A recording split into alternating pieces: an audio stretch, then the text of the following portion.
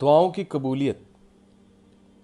बहुत से लोग कहते हैं जी कि हमने बड़ी दुआएं की, 2-2 साल से दुआएं कर रहे हैं, नमाज़ें पढ़ रहे हैं, तहज्जुद पढ़ रहे हैं, लेकिन काम नहीं हो रहा, हमें वो चीज़ नहीं मिल रही जो हम चाहते हैं। तो अब दुआ से भी दिल उठने लगा है, इनफैक्ट नमाज से भी दिल उठने लगा। पिछले दिनों मेरे पास एक ब्रदर आए, अनएम्प्लॉयड थे। अल्लाह ताला डेफिनेटली उनकी मदद फरमाए और सब अनएम्प्लॉयड लोगों की मदद फरमाए। उन्होंने कहा कि मैं 3 साल से अनएम्प्लॉयड हूँ और जॉब की तलाश में हूँ और बहुत दुआएं की हैं, बट दुआएं कबूल होती नज़र नहीं आ रही। और हर एफर्ट मैंने कर लिए, इनफैक्ट मैंने बहुत से वजीफ़े करके देखे हैं, डिफरेंट नेक लोगों के पास गया, उन्होंने बताया ये वजीफ़ा करो, ये वजीफ़ा करो। तो बात उनकी यही थी कि वो कह रहे थे कि असल में इतना मैं डिसअपॉइंट हो चुका हूँ कि अब दुआएं करने का मेरा दिल ही नहीं करता। तो मैंने उन्हें एक सिंपल सी बात कही, मैंने कहा कि बेटा, दुआएं चाहे कबूल हों या ना हों, और जॉब चाहे लगे या ना लगे, हत्ता कि अगर आप सड़क के फुटपाथ पे भी आ जाते हैं और फ़क्र में आ जाते हैं, अल्लाह ना करे, अल्लाह ना करे, और फ़कीर की सी हालत होती है, कपड़े भी फटे हुए होते हैं, तब भी दुआ फ़र्ज़ है, तब भी नमाज फ़र्ज़ है। तो इबादत का ताल्लुक़ बेटा चीज़ के हासिल होने से नहीं है।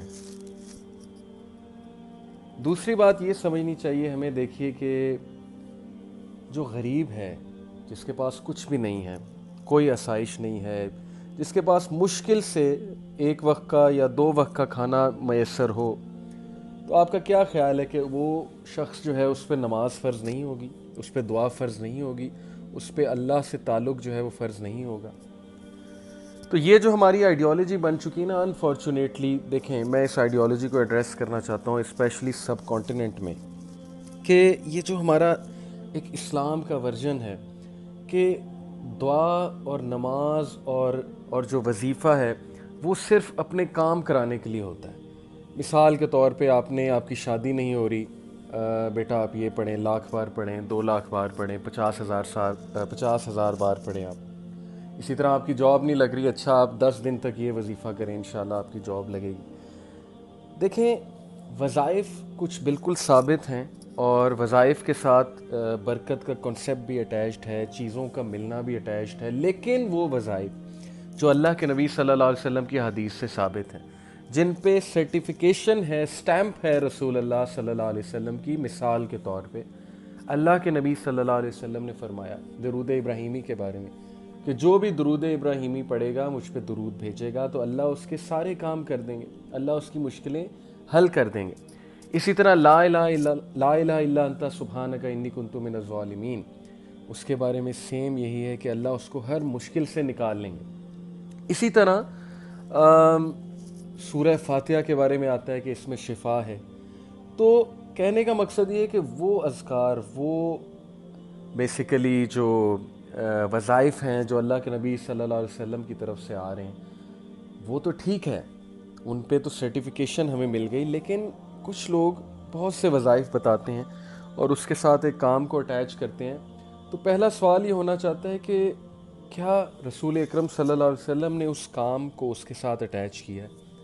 मैं आपको मिसाल देता हूँ कि अगर मेरे पास कोई आए और मैं उसे कहूँ कि आप 100 बार ये पढ़ लो, आपका काम हो जाएगा, और 100 बार पढ़ने के बाद अगर उसका वो काम ना हो, तो आप सोचें कि उस वजीफ़े से उसकी नेगेटिव एसोसिएशन होगी कि नहीं होगी?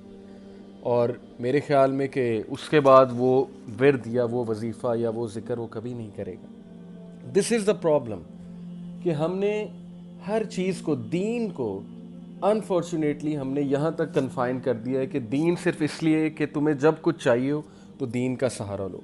देखिए, इसमें बिल्कुल कोई हर्ज नहीं है, बिल्कुल इंसान को दुआ करनी चाहिए, अल्लाह से मांगना चाहिए, हर चीज़ मांगनी चाहिए। हदीस में आता है यहाँ तक कि तस्मा भी जूते का, वो भी अल्लाह से मांगना चाहिए।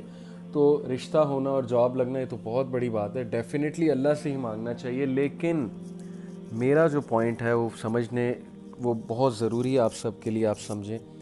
बेसिकली हमें ये नहीं सोचना चाहिए कि अगर मुझे चीज़ ना मिली तो इसका मतलब है मेरी दुआएं कबूल नहीं हो रही, या मेरा वजीफ़ा किसी काम नहीं आया, या जो है मेरी नमाज़ें किसी काम नहीं आ रही हैं। देखें, नमाज़ें तो वो फुटपाथ पे बैठा बंदा भी पढ़ रहा है, نمازیں تو ایک غریب بھی پڑھ رہا ہے، نمازیں تو ایک لاچار جس کے پاس دنیا کی آسائشیں نہیں ہیں، جس کو وہ نعمتیں نہیں ملی جو نعمتیں ہمارے پاس ہیں، نمازیں تو وہ بھی پڑھ رہا ہے۔ تو نمازوں کا فرض ہونا ایک الگ چیز ہے۔ دوسری بات بہت ضروری جو ہمیں سمجھنی چاہیے کہ دعا تو ہم کر رہے ہیں بڑے عرصے سے، لیکن دعا کے کچھ آداب ہیں، کیا وہ آداب ہم پورے کر رہے ہیں؟ سب سے دعا کے لیے دیکھیں سب سے امپورٹنٹ جو چیز ہے کہ دعا مانگ کر جلد بازی نہ کی جائے، بے صبری نہ دکھائی جائے، کیونکہ جلد باز کی دعا قبول نہیں ہوتی۔ یعنی انسان دعا کرتے ہی یہ سوچے کہ مجھے رزلٹ نہیں ملا، میری دعا نہیں قبول ہوئی، میری دعا نہیں قبول ہوئی۔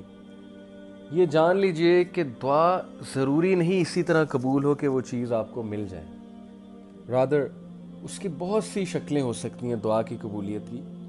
ایک یہ کہ وہ چیز آپ کے لیے بہتر ہی نہیں ہے تو آپ کو نہیں ملے گی، لیکن ریپلیسمنٹ میں ایک اچھی چیز آپ کو مل جائے گی۔ ایک یہ ہے کہ آخرت کے لیے وہ دعا آپ کی سیو ہو جائے گی اور آخرت میں اس دعا کا بہت اجر آپ کو ملے گا، آپ کے گناہ معاف کیے جائیں گے۔ اور ایک یہ ہے کہ آپ کو وہ چیز مل جائے۔ تو یہ تین بیسیکلی شکلیں ہیں دعا کی قبولیت کی۔ اب اللہ رب العالمین کو پتہ ہے کہ آپ کے لیے کیا بہتر ہے، لیکن پہلے مینرز آپ لوگ جو ہے وہ جان لیجئے۔ دعا میں جلد بازی نہیں ہونی چاہیے، دعا بہت سنسیریٹی کے ساتھ ہونی چاہیے، دعا صرف اپنے لیے نہیں ہونی چاہیے۔ یقین کیجئے میرا ایک پرسپیکٹیو ہی چینج کر دیا ایک عالم دین نے۔ میں ایک بار پریشان تھا، ظاہر ہے انسان پریشان ہو جاتا ہے، پرانی بات ہے۔ میں ان کے پاس ایک مسئلہ لے کر گیا، میں نے کہا میں بہت پریشان ہوں، تو انہوں نے کہا آپ دعا کرتے ہیں؟ میں نے کہا جی۔ انہوں نے کہا کہ آپ دعا صرف اپنے لیے کرتے ہیں یا آپ کی دعاؤں میں اور لوگ بھی شامل ہوتے ہیں؟ تو میں نے کہا کہ نہیں، میری دعائیں تو میرے ارد گرد ہی گھومتی ہیں۔ تو انہوں نے کہا کہ بیٹا آپ دعاؤں میں دوسروں کو بھی شامل کیا کریں، دوسروں کے لیے بھی دعائیں کیا کریں، خصوصاً امت مسلمہ کے لیے دعا کیا کریں، اور یہ دیکھا کریں کہ آپ کتنے اچھے حالات میں ہیں، اور فلسطین میں، کشمیر میں، شام میں اس وقت مسلمانوں کے ساتھ کیا ہو رہا ہے، تو ان کے لیے بھی دعا کیا کریں، اپنے دوستوں کے لیے دعا کیا کریں، اپنے گھر والوں کے لیے دعا کیا کریں۔ تو یہ بھی ایک بڑا مسئلہ ہے کہ ہماری دعائیں ہمارے ارد گرد ہی گھومتی ہیں، جبکہ رسول اللہ صلی اللہ علیہ وسلم نے فرمایا کہ جو شخص اپنے دوست کے لیے، اپنے چاہنے والے کے لیے دعا کرتا ہے تو فرشتے اس پر آمین کہتے ہیں۔ تو اگر آپ چاہتے ہیں کہ دوسرے آپ کے لیے دعا کریں اور آپ کو چیز جلدی مل جائے، تو آپ دوسروں کے لیے اچھا چاہیں، دوسروں کے لیے بھی دعائیں کیجیے، بہت ضروری ہے یہ۔ اور اس چیز نے یقین کیجیے میرا پرسپیکٹیو ہی چینج کر دیا دعا کا۔ کیا دعا صرف اس چیز کا نام ہے کہ جو ہم چاہتے ہیں وہ چیز ہمیں مل جائے؟ یہ سوچنے کی ایک بات ہے۔ دوسری بات، دعا شروع کیسے کی جائے؟ اللہ کی جتنی حمد آپ بیان کر سکتے ہیں، اسپیشل مواقعوں پہ، بارش ہوتے ہوئے دعا کی قبولیت کے کچھ اوقات ہیں، بارش ہو رہی ہے دعا قبول ہوتی ہے۔ اسی طرح تہجد کے وقت امام شافعی نے کہا کہ دعا میڈ ایٹ تہجد is like an arrow which does not miss its target. اسی طرح جو ہے وہ فرض نماز کے بعد اسی طرح سجدے میں دعا کرنا، اسی طرح جو ہے وہ سفر کے دوران دعا کرنا، تو یہ دعا کی قبولیت کے کچھ اوقات ہیں۔ سب سے پہلے اللہ کی حمد بیان کی جائے، اس کے بعد نبی اکرم صلی اللہ علیہ وسلم پہ درود پاک بھیجا جائے، درود ابراہیمی پورا کوشش کریں پورا۔ اس کے بعد اپنے گناہوں کا اعتراف کیا جائے اللہ کے آگے، اور اللہ کا شکر ادا کیا جائے کہ اللہ آپ نے مجھے بہت کچھ دیا، اور پھر آپ اللہ سے وہ چیز ذہن میں لاتے ہوئے یہ جامع ترین دعا کیجئے، اس چیز کو ذہن میں لاتے ہوئے ربنا آتنا فی الدنیا حسنہ وفی الآخرۃ حسنہ وقنا عذاب النار۔ یقین کیجئے آپ کو انشاءاللہ دنیا اور آخرت دونوں میں بیسٹ ملے گا۔ اور ڈیفینیٹلی آپ اسپیسیفکلی بھی اس چیز کا نام لے کر اللہ سے دعا کر سکتے ہیں۔ اس کے علاوہ دیکھیے اگر آپ چاہتے ہیں آپ کی دعائیں جلدی قبول ہوں تو حلال کے ساتھ جڑ جائیں، حلال کے ساتھ جڑ جائیں۔ جو شخص حرام کے ساتھ ایسوسیٹڈ ہوتا ہے تو دعاؤں میں خلل آ جاتی ہے، لیکن ہیونگ سیڈ اٹ، ڈسکریجڈ نہ ہوں، اللہ سے امید لگائی رکھیں، try your best to be associated with حلال، حلال کھائیں، حلال پئیں، حلال کریں، اور حلال کے بارے میں ہی سوچیں۔ اور آخری جو بات ہے دعاؤں کے حوالے سے، کہ جتنی انٹینسٹی آپ کی دعا میں ہوگی اللہ کے پیچھے پڑ جائیں، جس طرح ایک چھوٹا بچہ اپنے باپ کے پیچھے پڑ جاتا ہے کہ مجھے یہ چیز چاہیے، اور پھر صبر کیجئے، اور اگر وہ آپ کو چیز مل جائے تو بہت اچھا، اور نہ ملے تو بھی اچھا ہے۔ اب بات رہی کچھ لوگ کہتے ہیں کہ ہم ان امپلائڈ ہیں, ہماری بڑے عرصے سے دعا نہیں قبول ہو رہی, تو دیکھنا یہ پڑے گا کہ آپ ان امپلائڈ کس لیے ہیں. اس سے پہلے کہ ہم دعا کو بلیم کر دیں کہ ہماری دعا نہیں قبول ہو رہی, ہمیں یہ بھی تو دیکھنا ہے نا کہ شاید ہماری کوئی غلطی ہو ہمارے ان امپلائڈ ہونے کی, شاید ہم اس طرح سے محنت نہ کر رہے ہیں, اس طرح سے جاب سیکھ نہ کر رہے ہو, ہم نے بہت سی چیزوں میں ٹانگ اڑائی ہو, ایک چیز پہ فوکس نہ ہو.